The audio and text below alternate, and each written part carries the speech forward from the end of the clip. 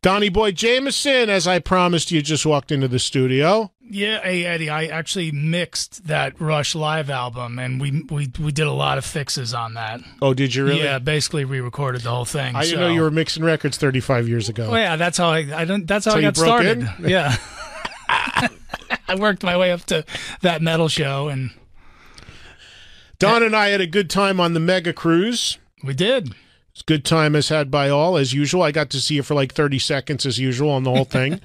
Just like everything, the bands, the people, everybody's in a million directions, running around doing their thing, and you get to see each other here and there. Yeah. But everybody has a good time, and I think it was obviously we all would have loved to have had Dave there, but all things considered, I think it went real well. Yeah, probably one of the weirdest things I've ever seen, especially on any of these cruises, was a noise complaint.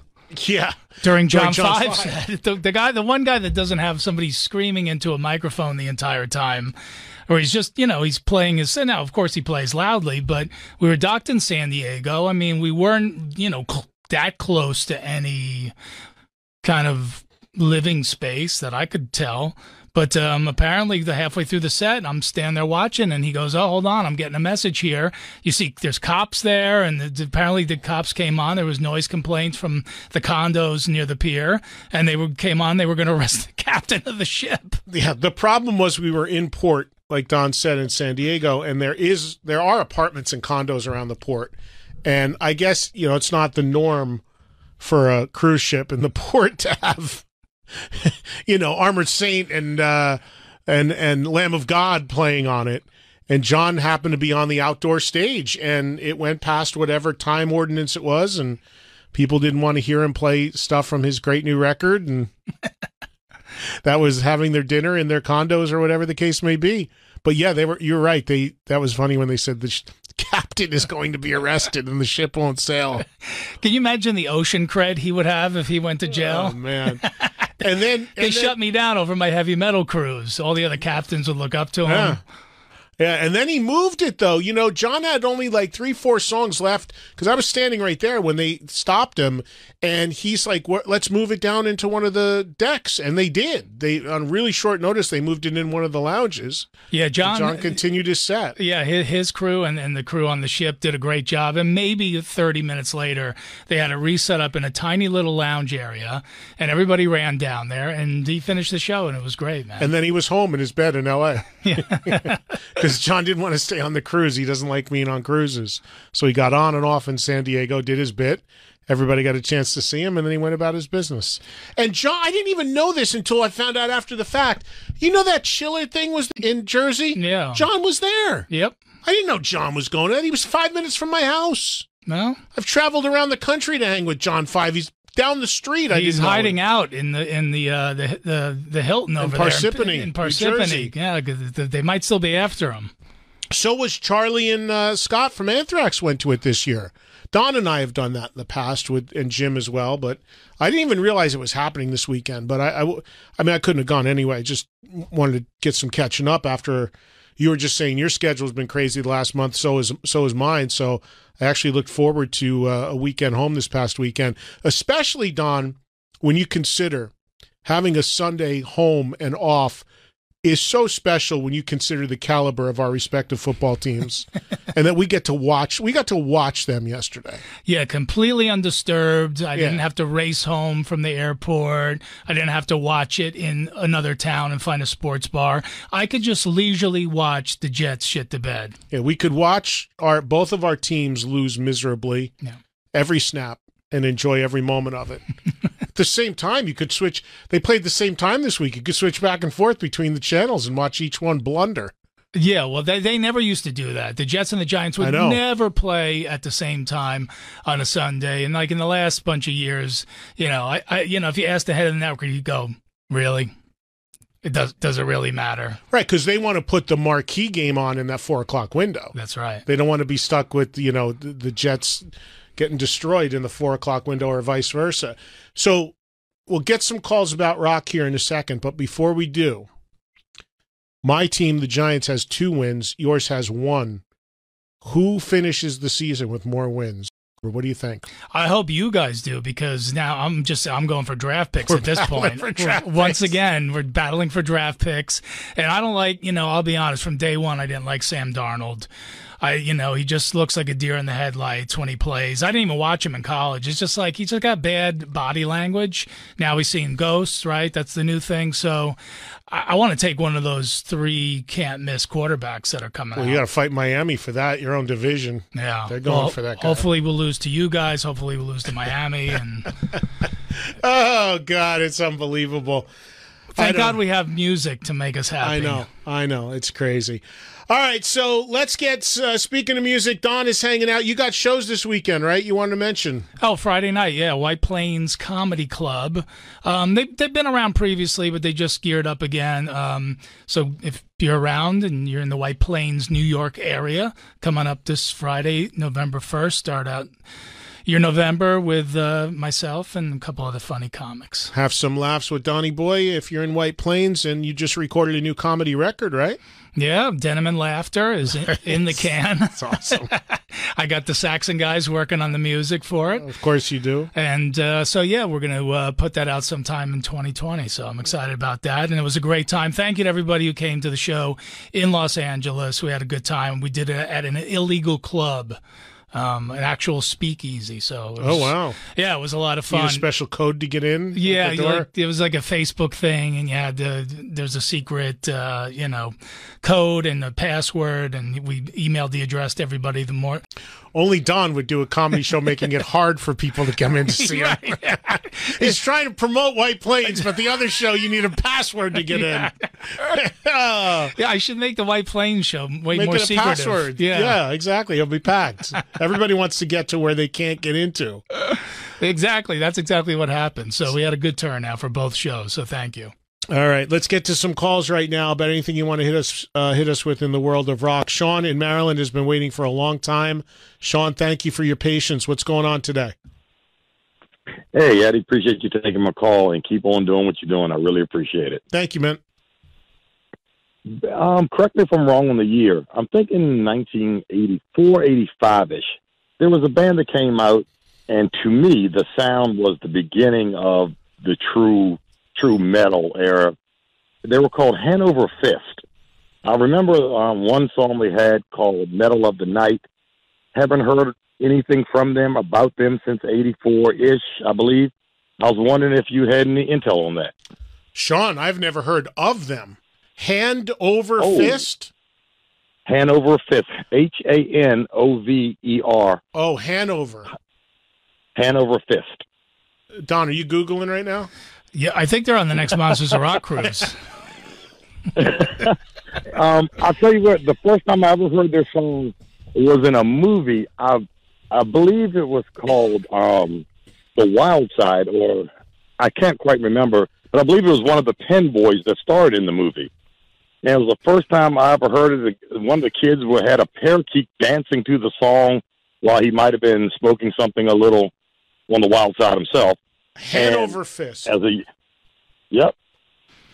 Sean, I've never heard of them, and what I would do is exactly what Don is doing, which is Googling. Yeah. Does anything come up? Well, just that they're from Canada. And Canadian. And they shortened the name to Hanover, and they were on the soundtrack of the '84 movie called The Wildlife. There you go. And Metal of the Night, as the caller said, was their smash hit. Other than that, that's about all they have. Don's going to be doing a tour of Canada with them soon. I'm opening for Hanover Fist. Well, I'll leave out of Maryland as long as it's not doing the same week as M3. And I would that's where you might see him show up, though, Sean. If they still exist, look for him on a side stage at M3. Thank you, Sean, for the call. Look, we talk about this all the time. There are a million of these bands from the 80s that didn't make it. The bands that had 2 or 3 hit singles are good for 100, 200 people. So if you had no success 30 years ago, there's nowhere for you to be active again. Most of the bands aren't. If they're active, they're playing one time a year at some special event. It's just there's nowhere for these bands to play.